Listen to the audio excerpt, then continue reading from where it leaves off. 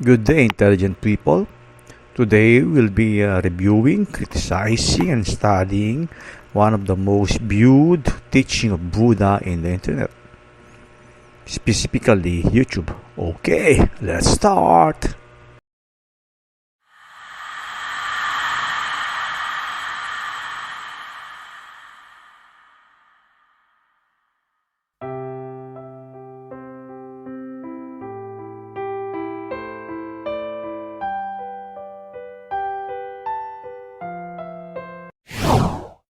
One day, in the early morning, Gautam Buddha was sitting in a garden quietly with his disciples. A man arrived silently and stood in the shadows. That man was a great devotee of Lord Rama. He had built many temples across the country. He had devoted many years in the service of Lord Rama. He would always chant Rama's name and contemplate on Rama's greatness. He was old and close to his last years. Even after many years of dedicated spiritual efforts, he was not realized. He wanted to know for sure if there is God or not. When he heard about Buddha, he came to get his doubt cleared. When he felt nobody would notice him talking to Buddha, he asked Gautama, "O Tathagat, please tell me the truth and truth only.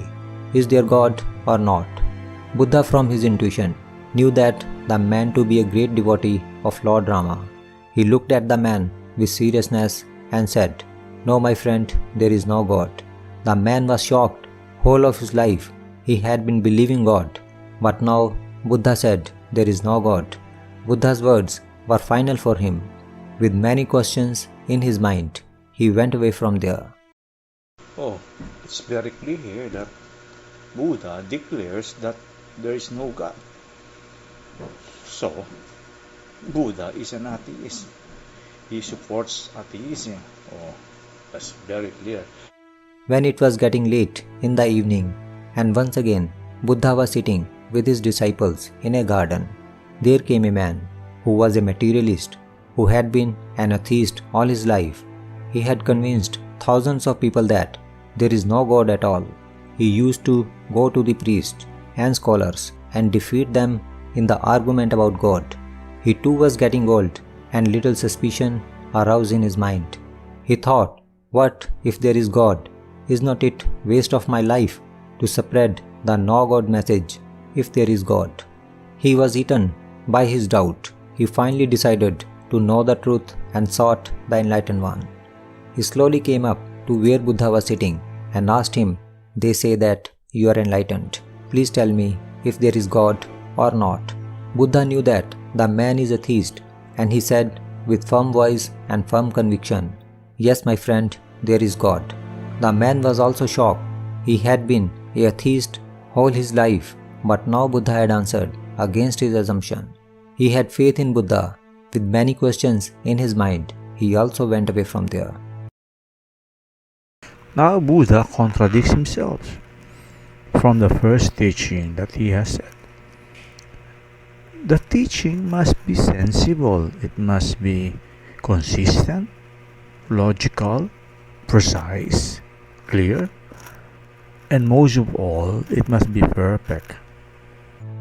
One of Buddha's disciples, who was sitting near Buddha in morning and evening, had listened to both the answers of Buddha.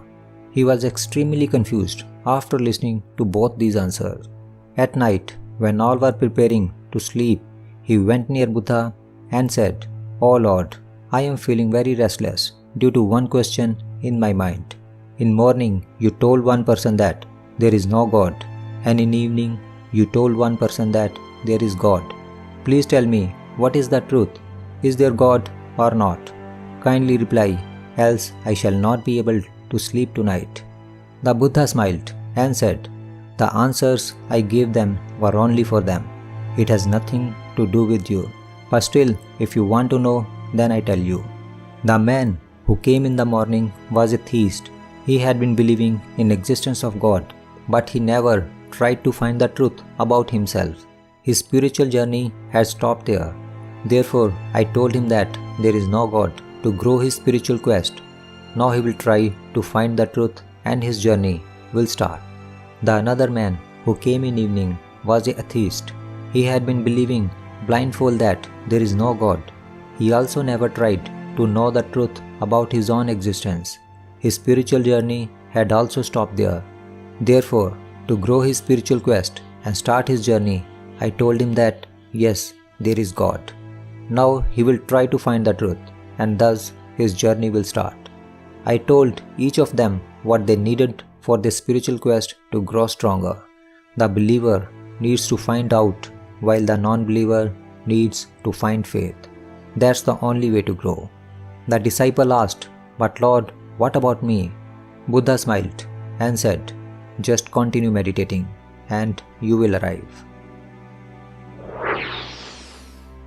In our lives, we see that there are two types of people in the world. One are those who believe in God, and other are those who don't. Whether you believe in God or not, it is not important. Important is to know about our real self. Important is that one needs to realize the truth within himself. Ultimately, how far we reach will depend on how badly we want to achieve the goal.